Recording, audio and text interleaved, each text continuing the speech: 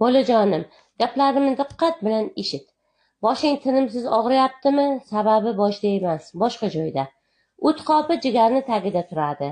O't tiqildimi, jigarga beradi. Jigar tiqildimi, boshga berishni boshlaydi. Shu sababli o'ti dimlangan odamlarni doim boshida og'riq, chakkasida og'riq, bosh aylanishi, qon bosimi ko'tarilishi bezovta qilaveradi. Qon bosim normada, bosh aylanaveradi. Nega? O't tiqilib qolgan. Mana gap qayerda? O't qopi, jigar, yo'g'on ichak yaxshi emasmi? Bosh og'rig'idan qutulolmaysan. Sitramoy ichaversan, glitsin shimoverasan, emirti qildiraverasan, massaj qildirasan, davosini topolmaysan. Bolajonim, boshdagi muammoni yechish uchun oldin pastdagilarni davolab olish kerak.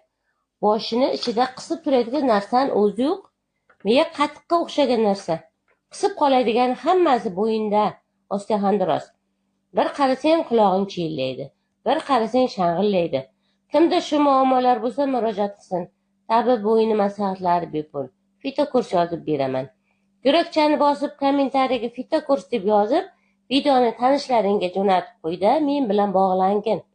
Soat 9 dan kechki 10 gacha bemalol telefon qilaver, chirog'im.